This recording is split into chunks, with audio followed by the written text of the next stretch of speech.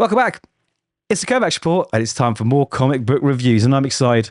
I'm really excited. We've got Bring on the Bad Guys, #1, Green Goblin, okay, which is the second part of this little mini Bring on the Bad Guys event that's running through Marvel at the moment, and it is very, very good so far. So I'm really excited to dive into this issue, and that's what I'm going to do. I'm going to go through it page by page. So if you haven't read the book, please read it. I don't want to spoil it if you haven't read it already, and then come back and watch the video. Now, before you do that, hit subscribe, give the video a like if you like the video. It helps the channel grow, and it makes me...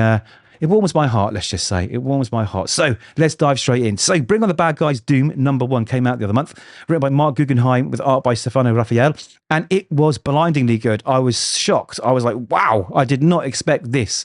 So let's just get into what's going on with that. So the soul daggers, right? They've been discovered.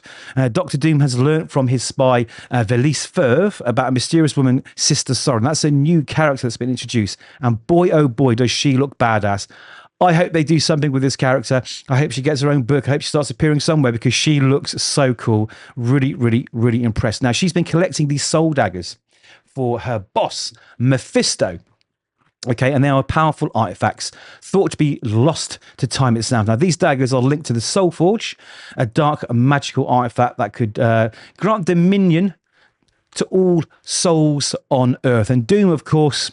he wants it, so he's going to do what it takes to acquire it. Now, these daggers each belong to a member of this secret sect, and using their own blood, that's what powers this forge.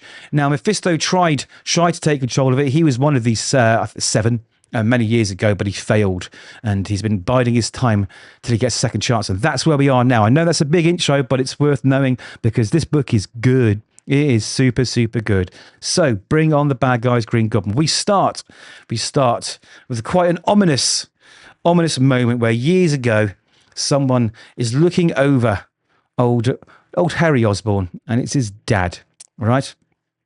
Old Norman. Now, he's there, and he has a meeting with someone, and it's Mephisto. Mephisto is here.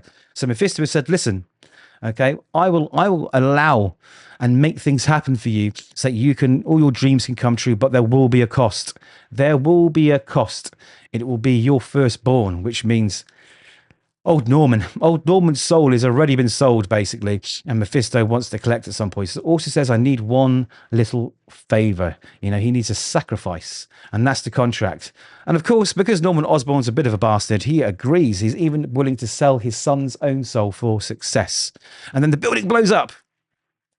And he awakens. He awakens knowing that his wish has been granted. Now, we jump to the boardroom and we see Norman starting to lose it a little bit because this is early on. This is pre-Green Goblin, right? And he's sort of scribbling mad notes, you know, the Goblin wants to play, Goblin wants to pay. So you can say that it was already in him, right? It was innate, you know, and everything that's going on now is awakening this other part of him.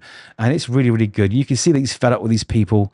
He's got this project that he's got going on, the retroscope, and one of his subordinates is against it because it's costing so much in money and manpower. And he's like, you know, just do what I tell you to do. Anyway, while that's happening, Spidey swings by, you know, and what it is, it's sort of telling Norman that a new age is being ushered. You know, this is the time to seize control of everything, you know, and he works at home tirelessly, or maybe even in his lab, building the costume, building the pumpkin bombs, building the Goblin glider. And he's visited once again by Mephisto.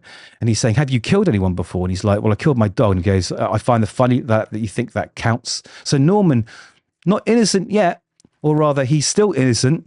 You know, he hasn't killed anyone. This is right at the beginning. It's really interesting. Anyway, it's time for that favor to be paid, that debt that he owes. So he suits up and he's flying through the city and he has to kill his friend, his dear friend, I guess work partner, Alan. Now, they look like they get on at the office. Everything's going fine. Alan goes home. Now, this scene's really, really well done. You can feel the impending doom, you know. And old Gobby, he's there. He's watching. He's waiting to take his moment. But he sees the kids come in and his wife, and he hesitates for a second. So it shows that there's still a little bit of humanity left in Norman. He isn't fully really the Green Goblin yet. But you know what? It's only a matter of time. So he gets the knife ready and he creeps in. There's this great little 9 panel here where you see him looking for the right door, and then bingo, he's got him. But Alan's not going down without a fight, so he knees him in the guts and jumps out the window. But of course, Goblin snatches him up, drops him to the ground, and then flies down to finish him off. And then you see him. It looks like he sort of has a little bit of regret, but the regret is overpowered by the madness. And Mephisto arrives with a warning. All right. He says, "You are going to do great things, Norman. You are going to do great things, but it's going to cost you." So he takes the knife, which has this blood that he needs on, right? So this is one of the, I guess, one of the descendants of this secret sect. And Norman basically gives in to his alter ego, and he is now fully the Green Goblin. Oh, I love it. This was so well done. I was worried because each issue is written by a different creative team, so I thought, you get one good creative team, do a great job, and then the next one doesn't really pick up the ball. But Ethan S. Parker and Griffin Sheridan done another amazing job. Art by Matteo Della Fonte was really, really nice. And of course, the Lee Bermejo cover is a perfect package. It's so good. It's just as good as the first issue. I'm absolutely on board with this story, and I love it. The only funny thing I've noticed is that Spidey's on the front cover, but he doesn't appear other than one panel. I thought we might get a Spidey fight, but that doesn't detract from this book. It's brilliant. I love it. And this whole series is going in exactly the right direction. So that's a thumbs up to Marvel and a thumbs up to this book. Anyway, those are my thoughts. Let me know yours, and hopefully we'll catch you in the next review.